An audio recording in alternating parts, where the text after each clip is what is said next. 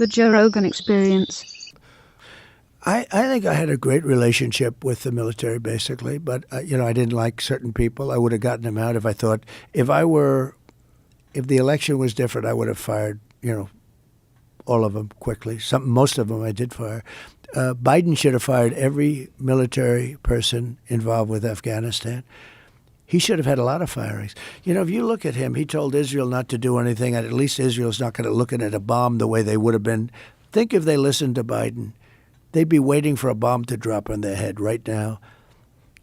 He's been wrong about so much. I guess you'd have to say that she's been wrong, too, because, she always said they made the decision together. But Israel didn't follow his advice. And I think it was a very, the Middle East is rapidly changing. There are prophets that say the world will come to an end in the Middle East. You know that, right? And we have weapons today that are so scary. When you look, I rebuilt them all. And when you look at the weapons we have today, the biggest threat we have in the world today is nuclear weapons. And we have other weapons, too, that are devastating. But the nuclear weapons, the biggest threat we have in the world today, and that's what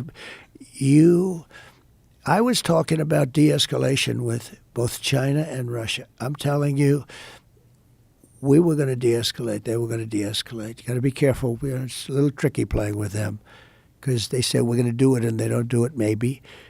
But they understood the curse, too. It's a curse. It's China's way behind us, but they'll catch us within 5 years. So let's imagine, let's say you win in November. What do you do differently, and how do you change this course that it seems we are on for World War III? How do you get us out of Ukraine? How do you stop what's going on in the Middle East? How do you put a stop to this? Well, it's a very to me, it's an easy question because I think I can do it easily, but it's a complex question in the sense that the times change. Every day changes.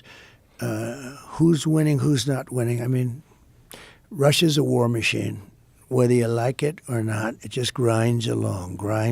You speak to people like Viktor Orban, he'll tell you it's just a big, fat war machine, and that's what's happening. You look at what's happened to Ukraine.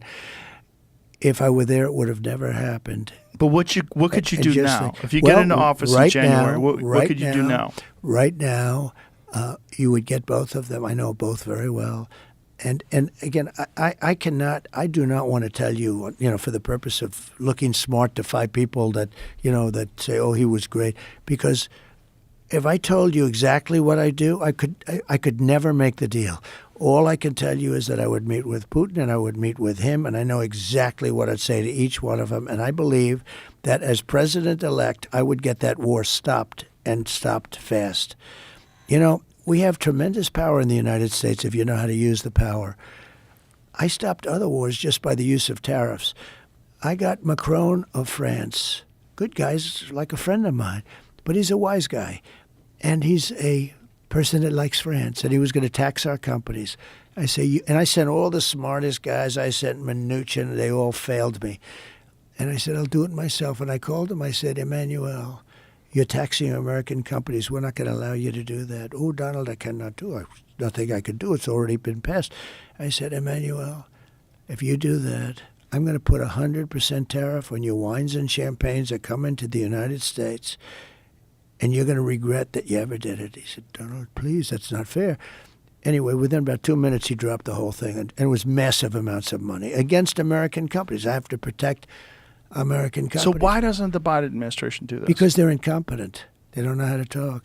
Look, they met in Alaska with the Chinese, and the Chinese lectured them about how badly we treat people, right?